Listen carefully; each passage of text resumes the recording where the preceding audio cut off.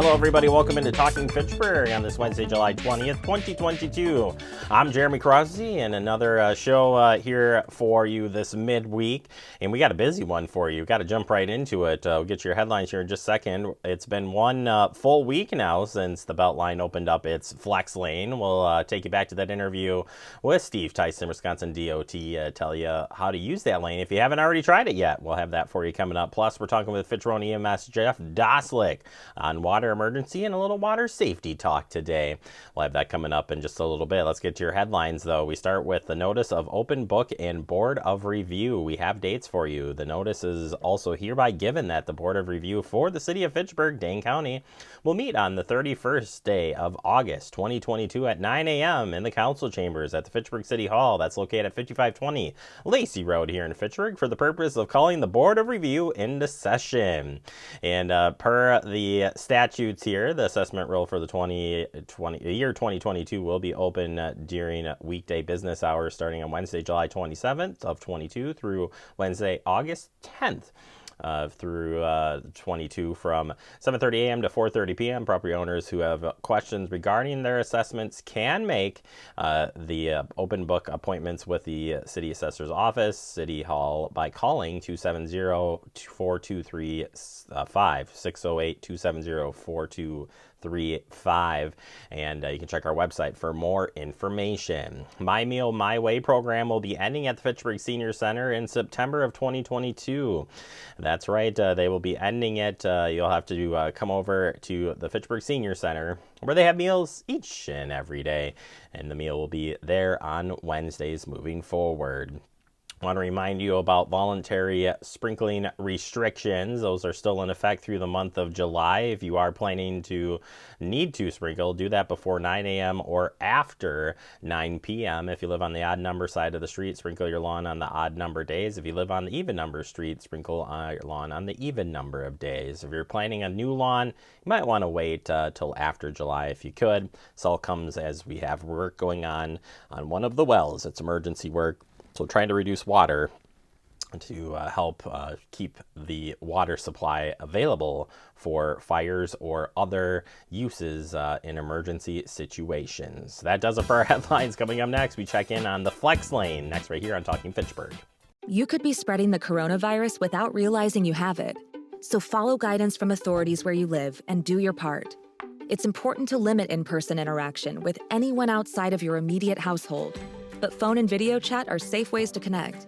It's also important to limit any social gathering. This advice applies to people of any age, including teens and younger adults. Visit coronavirus.gov for the latest information.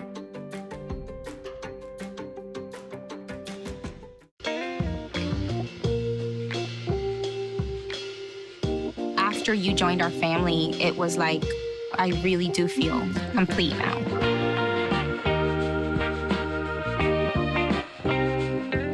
Our hearts are made stronger by how we treat others. Put her there. The light you share can impact those around you, but so can the darkness. Later, twerps. Did Pete saying mean things bother you? So when you reach out to another person, take a moment to consider how they will feel and let your heart be the key to making a difference. Because of you, someone's entire day, year, or even life can change. In every heart, there's hope. Welcome back into Talking Fitchburg. Joining me today is that who I think it is. It's Steve Tyson, Wisconsin DOT. Steve, welcome back to Talking Fitchburg. How you doing? Hello, Jeremy. It's good to be back. It's certainly been a while. I just have these flashbacks of Verona Road, like just hits me right away. But no, Steve, you are here to talk about a fun project that is going to be opening up tomorrow, and it's called the Flex Lane. It's been we've been waiting for this. I'm so pumped, and I'm sure you are too. What is the Flex Lane for people who are not familiar with this?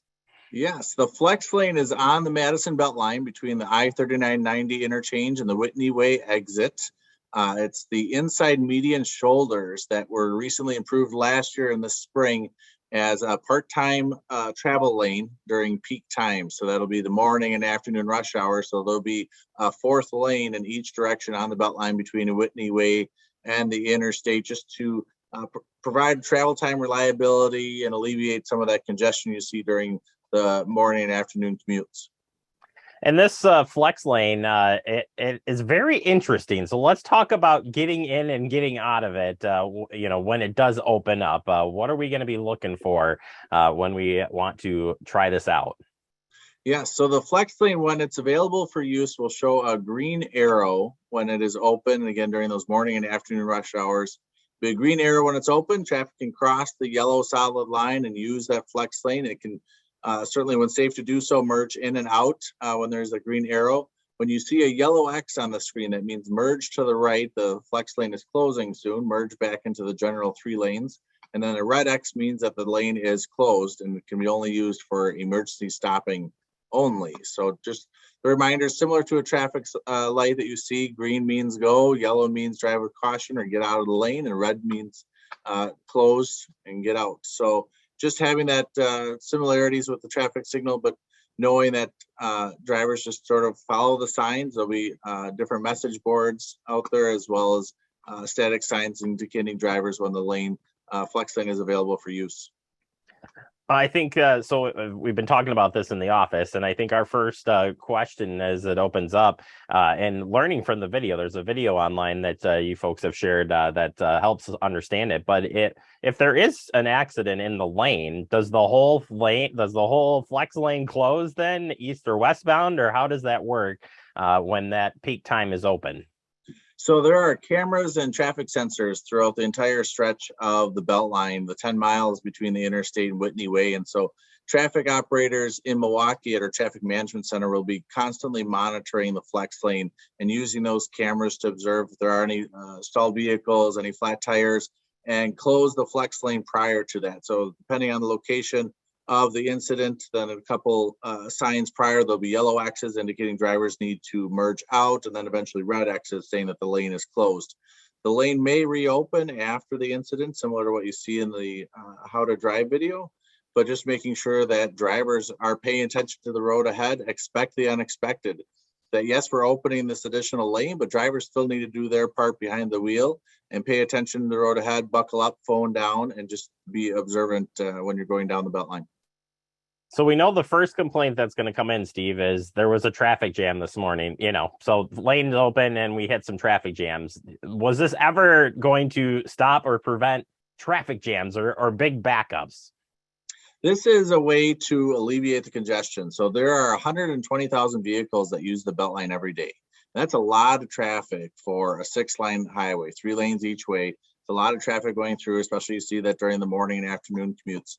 But making sure that we try to alleviate some of that congestion, again, provide that travel time reliability, where right now it may take you 35, 40 minutes to get from Sun Prairie to the west side of Madison or vice versa, where hopefully we can reduce that and it's only 15 to 20 minutes. So there'll still be traffic and you'll still have company on the roads, but making sure that we just keep traffic moving safely and efficiently. The speed limit on the Beltline is 55 miles an hour. So we want to make sure that people adhere to that speed limit of 55 and just driving safe, and hopefully everyone can get to their destination. If there is trouble in the flex lane and you are that person and you're stalled in the flex lane and it's open, what do you recommend drivers do? Because they're, who are they going to notify that they're like, I'm in the lane and I'm in trouble? Right. So first thing, the vehicle can be safely moved to the right shoulder, the outside shoulder. That is optimal. If that cannot happen, whether it's based on traffic and cars being in the way, or your vehicle does die, the battery dies, you stay in your vehicle, make sure your seatbelt is fastened, put your hazards on, call 911, similar to what you do in other situations. And then traffic operators will see that. The Dane County Sheriff's Office has a freeway service team that runs the Beltline from 6 a.m. to 6 p.m. and certainly will be there to assist. Otherwise, tow truck operators and everyone else that we've talked with are familiar with the flex lane and how it's going to work and having that first responder coordination. As far as other states, there's 17 states that have implemented this, and a lot of our neighboring states have this. When they first opened up, how did things go? How did the education piece work, and what did they tell you of their getting this off the ground? Right. There's a lot of successes. The similarities that we had with Michigan DOT. They have Highway 23 north of Ann Arbor that they opened. They call theirs the Flex Route. And so they had certainly some growing pains with there, some learning opportunities, but we took a lot of their successes, the best practices, lessons learned from them, and incorporated on their end. We've had a lot of great staff working over the last month on a bunch of scenarios and just saying, this situation can happen, this situation can happen, how are we going to respond to it, how are we going to deal with it? Having a call tree of calling the Dane County Sheriff's Office, of calling tow truck operators, calling whoever else, making sure that we have those coordination to minimize or mitigate as many of those problems as possible. Certainly there will be some hiccups and some growing pains and learning curves with this, and that's a lot on the driver as well beyond DOT, but just making sure that everyone does their part when using the Beltline. Steve, the next piece, and I learned a little bit from the press release recently, but this is a part of a bigger project, right? So this is a great, a great piece, but it's still part of a better building of the road and a better process of moving traffic, no matter what type of transportation you're using. So maybe just shed some light on that and where you guys continue to move forward with. Yeah, that's a very good segue, Jeremy. So the flex lane is one solution to improving transportation in the Madison area. That's just an interim measure that we're looking at something over the next 10 to 15 years. We have an ongoing Beltline study that will examine all modes of transportation and have a range of strategies being evaluated. We have a lot of collaboration with local stakeholders and community leaders in understanding what we can implement for transit, pedestrian, bicyclists, and other modes to make sure that we have those connections and maintain that connectivity using the Beltline. Again, the Beltline right now is vehicular, looking at other ways to have those connections, bus rapid transit that the city of Madison has and how that incorporates into transportation through the Madison area, and certainly other solutions as well. So knowing that the flex lane is just one solution and that there's a lot more coordination looking at longer term, more sustainable, reliable solutions. All right, Steve, I think you've nailed it on the head here of all the questions I can throw at you. So it does open tomorrow. And again, it's at that peak travel time. So there's probably not a suggested time, right, Steve? This could change a little bit each day. It's just when it starts how would we see that come on, come off? Right. So there's no set time just because it is a dynamic system. It's based on the traffic volumes and speed. So it could be one time one day and another time the next day, just depending on the traffic that uses the Beltline. And certainly when you see that green arrow, that means the flex lane is open. When you see the red X, that means the flex lane's closed and can only be used for emergency stopping. So just being attentive to that and knowing that there's more information on our website, wisconsindot.gov/flexlane. Or certainly go out to YouTube and just search how to drive flex lane Madison Beltline and watch the video. All right, Steve. Thank you so much. Nice seeing you again, buddy. I hope we can. Likewise, Jeremy. We got to get you back on the show down the road for sure. Yes, sounds good. Thank you again. You bet. Steve Tyson, Wisconsin DOT, helping us out here with the flex lane. Appreciate his time. And it's just nice seeing him. He's literally a friend of the show for sure. All right, we'll take a quick break. More to come. You're watching Talking Fitchburg. See on page 4 that the projections need to be flood next Thursday. Seriously? Thursday? Can't do that.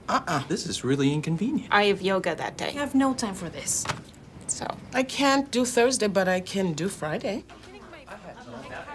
Disasters don't plan ahead. You can. Talk to your loved ones about how you're going to be ready in an emergency. Don't wait. Communicate.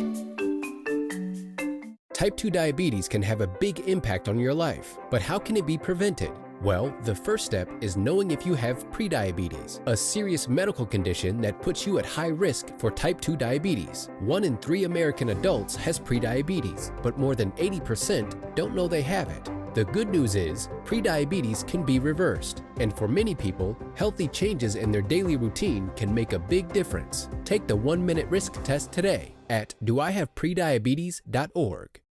Severe weather can strike anytime, anywhere, but there's a simple way to stay safe. Hey, Jim Cantore here. I stay safe in dangerous weather by planning ahead. You can stay safe too with a few easy steps. Build an inexpensive kit with supplies for your family's needs. Write down important information like phone numbers and medications. Always talk with your family and remember any pets in your planning. Be ready, be safe. Start your plan today at ready.gov/plan.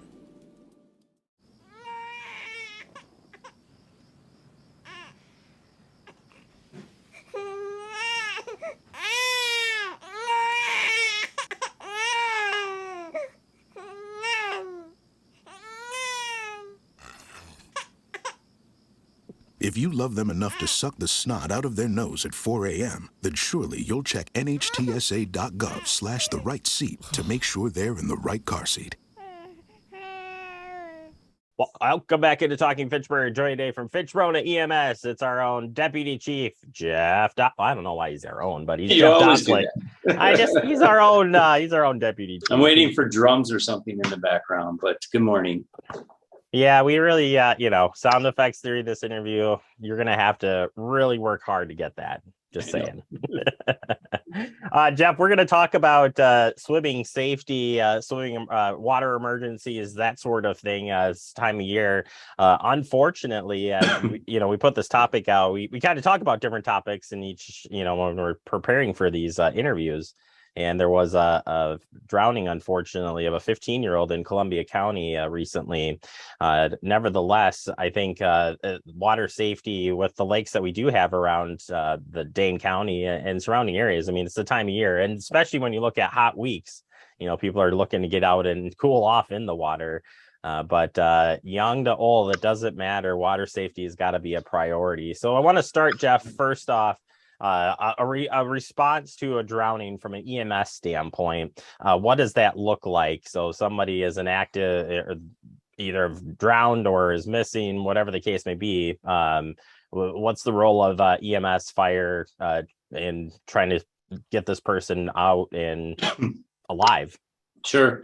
The first priority for us is to make sure that the person is out of the water, and if not, do we have the appropriate responses that are coming. So obviously we're always going to get the fire department on that, the tech rescue team if necessary. If they're out on the chain of lakes that we have here, and we're really fortunate to have some beautiful lakes in our area, you'll get the response teams from Dane County. McFarland has a boat, and other places are out there as well. To just get the person out of the water and then determine if the person obviously is breathing or not, and then start those rescue efforts out there. So, there's a couple of different things, obviously we want to worry about our safety as well, but we also want to make sure that the person is out, that other people are not putting themselves in harm's way unnecessarily, to make sure that they're safe. And then if they're out on the lake, get the person back into shore as quickly as possible. We'll start rescue efforts on a boat if necessary. I would say most of the responders that are going out into the lakes all have basic first aid. So for us, even though we're listed as paramedics, it's, initially is going to start out as a basic first aid call, CPR or, breathing for the patient. And we all can provide those types of skills. So that would be our first priority, is get the patient out, safety of responders, and safeties of all of those others, people that are out there trying to help. We run into out on the lakes. There's not a ton of rescues out there. There are some during the course of the summertime. Sometimes those result in, behavior that probably could be curtailed, such as drinking and driving really fast on a boat.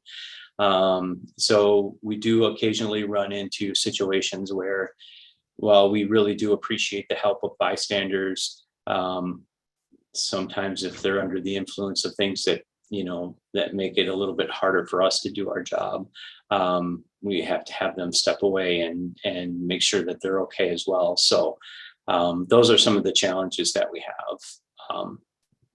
Some of the other things that we don't run into quite as much. In fact, recently here, we have the retention ponds in a lot of the neighborhoods out there. In my neighborhood, I know that there's 2, and I see kids fishing all the time out there. And it's very easy for them to fall in, get trapped in some of the weeds and the brush and stuff that are in those retention ponds. So just to familiarize ourselves with those areas and what a rescue like that would entail.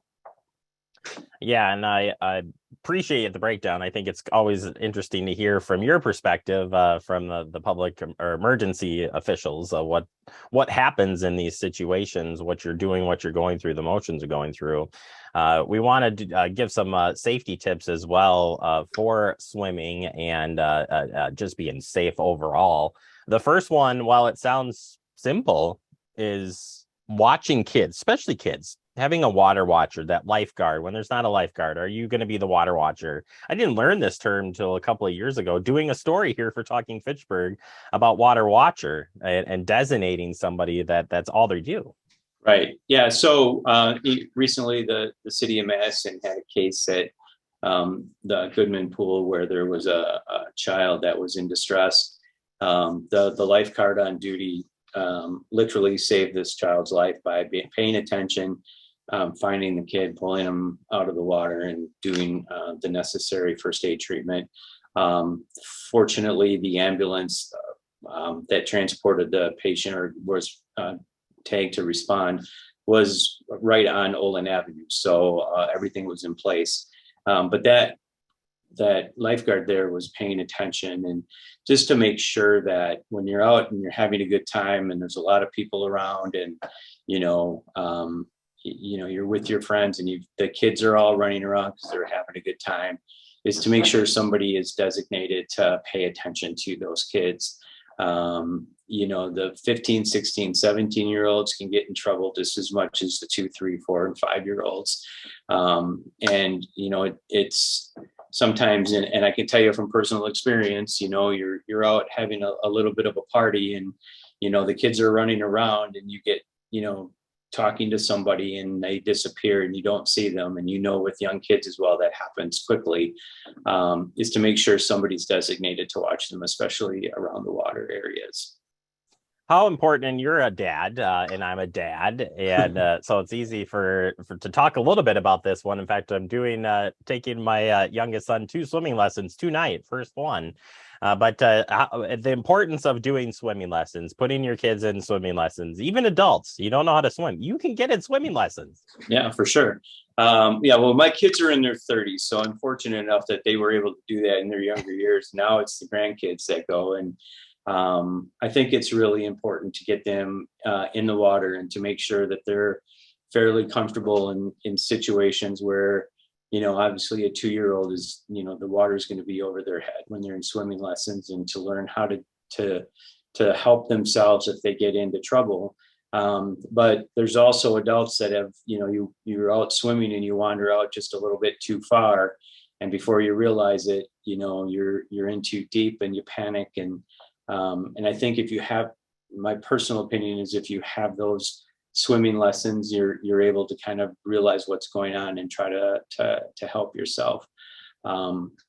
So I think it's really important that kids get into those, and adults, if they're not sure how to swim. My dad always said he learned how to swim by getting thrown in a quarry, and he literally got thrown over the side of a cliff into a quarry in Racine, and that's how he learned how to swim. So he was very adamant that we would do he didn't throw us into the quarry, but he was adamant that we got those lessons. So. Yeah, I'm really thankful that our parents, for my brother and I, definitely had the same theories of get you in the water, and we did swimming lessons every summer, no matter whether we liked it or not. We had to do it, and I think it's a really good skill to have. And you're right, getting familiar with the water is all part of it, certainly.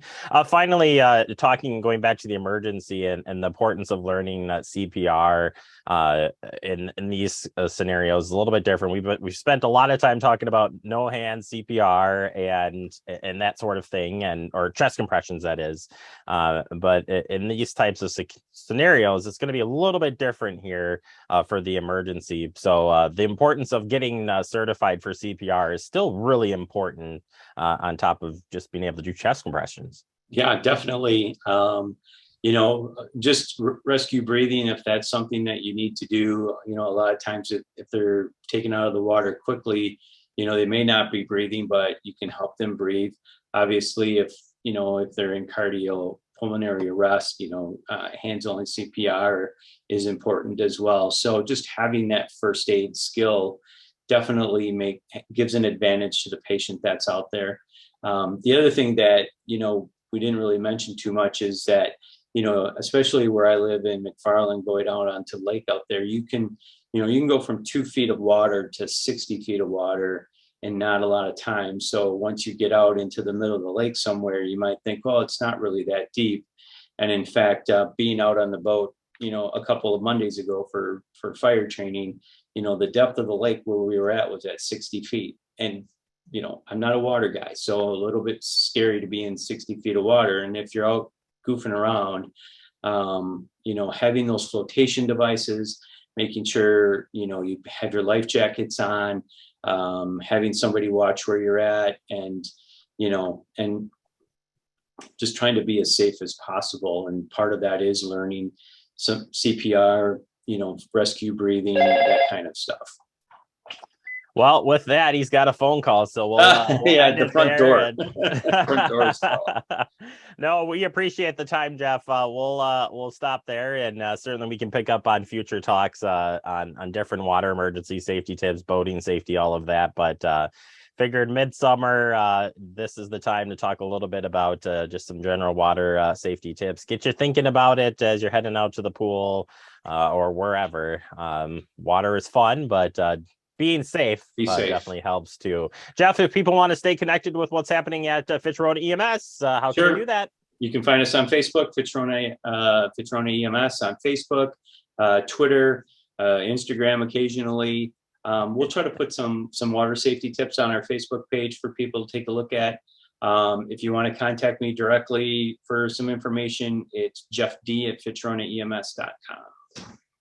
Jeff D. Well, that's what I'll say from now on. Thank you, Jeff. Appreciate your time. I want to say JD, but I've got to save that for a bigger interview with the music. All right, Jeff. Thank you for your time. We'll check in with you soon.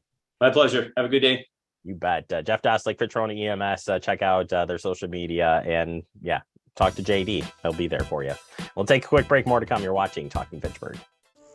Como padre, todos los días son un desafío. Y hay que estar ahí presentes. No importa lo cansado que uno esté, hay que estar ahí presentes para ellos. Cuando los niños aprenden algo nuevo, es ese momento mágico y especial. Y creo que presenciar ese momento es mi favorito. The central and midwestern U.S. averages more than 850 tornadoes each year, and lately, the number of floods has been rising in the region too. So chances are, there will be more twisters and floods near here again. And between school, sports, and social lives, chances are, you won't be with your kids when it happens. Will they know what to do? Ready.gov/kids has all the educational tools and information to make the conversation easy. When the time comes, chances are, they'll feel prepared, not scared. So talk with your family today.